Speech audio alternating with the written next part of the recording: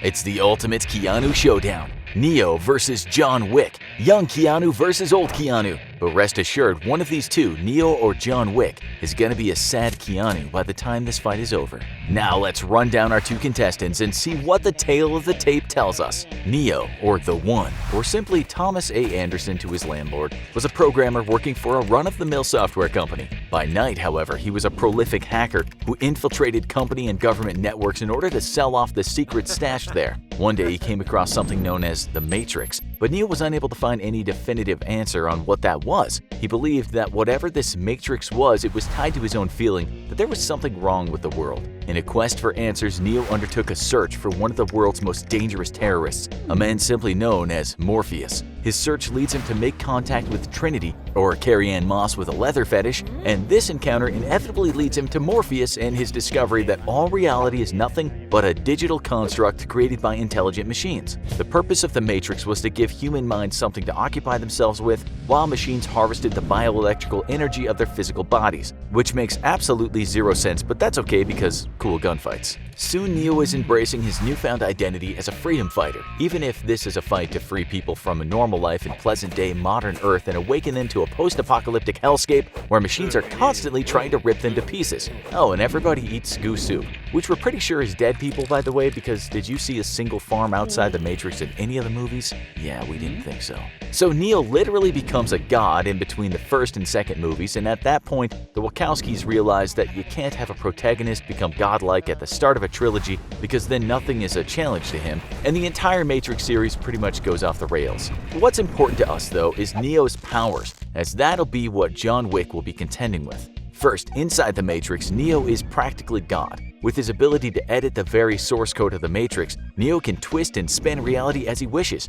dodging bullets, explosions, and destroying hostile AIs with nothing but a touch. He can fly, we're pretty sure he can teleport, and he has the strength of 100 men, or 1,000, or 1,000,000. There's literally no limit to his power because the Matrix is a sandbox. On top of godlike physical and mental abilities within the Matrix, Neo is also an extremely skilled martial artist, given the fact that he can learn any martial art by simply downloading it directly into his brain. This means that Neo has mastered every fighting style that has ever been digitally recorded, which is pretty much all of them. He's also an expert on every weapon ever conceived by man, as long as someone made a WikiHow on using it, of course, and he knows every language posted on the internet, every single science, and all memes ever created because he can just instantly download the information to his brain. This makes Neo a dangerous opponent even outside the Matrix, because while he can't bend reality to his will outside of the Matrix, he still knows literally everything ever. There's a popular myth that it takes 10,000 hours to become an expert at something. For Neo, it takes a fraction of a second, and unlike your ability to totally poon 360 no-scope noobs all day in Call of Duty,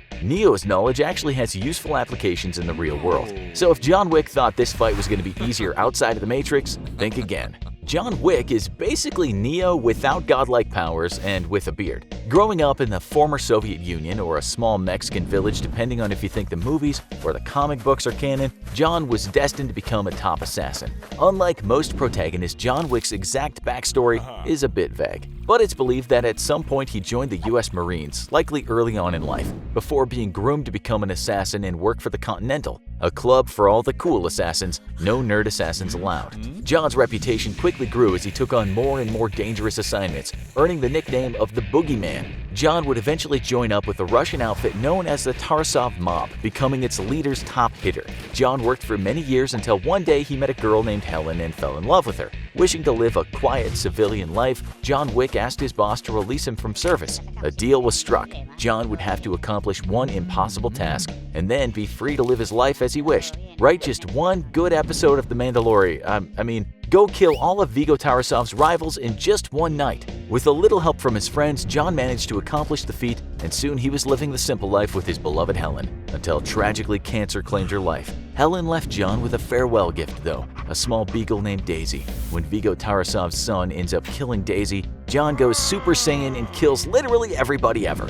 John is much like Neo, a martial arts expert, skilled in Brazilian Jiu-Jitsu, Judo, Jiu-Jitsu, Sambo, Aikido, and Akijitsu. He's also very skilled with blades and knows his way around practically any firearm in the world, making him a deadly opponent. So how do the two stack up in a fight? For our first round, we're taking things to the Matrix, where obviously Neo is going to have all the advantages. Neo can simply dodge Wick's attacks all day long if he wanted, but why not torment Wick and defeat him not just physically but psychologically? Much like one of the first mods to hit Steam for XCOM 2, Neo can simply mod the Matrix so that his own gun shoots beagle puppies at John Wick instead of bullets. A beagle moving at several hundred feet per second is still a deadly weapon. Sadly, there's literally nothing Wick can do in the Matrix against Neo. But what about the real world? Surely he has the advantage there, right? Well, you might want to pump your brakes before you think a real-world fight between Neo and Wick would end with a Wick victory. Remember how earlier we made it clear that Neo basically has the sum knowledge of humanity in his brain, thanks to his ability to download everything?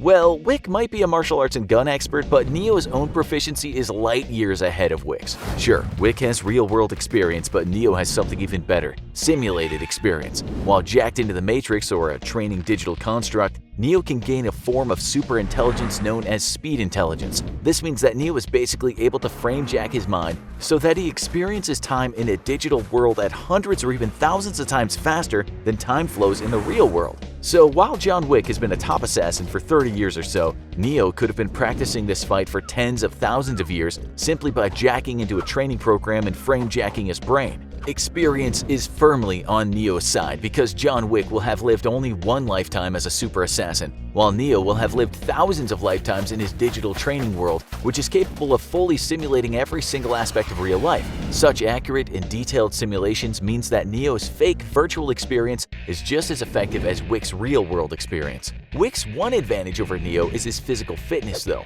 as Neo doesn't have to be as physically fit as Wick when most of his fighting is in the Matrix. You might think Wick's reflexes are better than Neo's because of his real-world experience, but reflexes are based on electric impulses, which can be fully replicated by a computer in a simulation. So both Wick and Neo are on par there. Physically, Wick is stronger than Neo without a doubt, but that matters little if Neo can resolve a fight at a distance using his tens of thousands of simulated years of gunfight experience to destroy Wick. To make matters worse, Neo also has the ability to affect the electronic systems of machine in the real world through some poorly understood method, or just bad plot writing. So Neo could use that power to destroy or interfere with any electronics Wick may be using. If the fight came down to hand-to-hand combat, Wick may have a shot at victory thanks to his superior physical strength and stamina. However, Neo has mastered every martial art that was ever digitally recorded, and many of those martial arts are designed for weaker opponents to defend themselves from physically stronger opponents. Once more, given his thousands of years of experience in simulated martial arts fights, even Wick's superior strength may not be enough to overcome Neo's godlike skill set.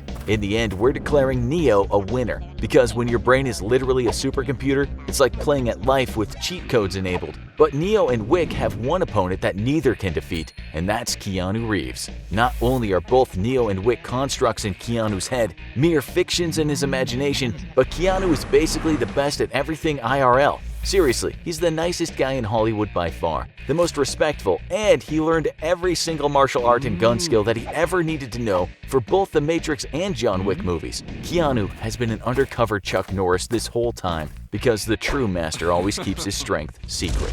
Now go watch You vs. John Wick to find out all the ways Wick would absolutely wreck your day, or check out this other fun video instead.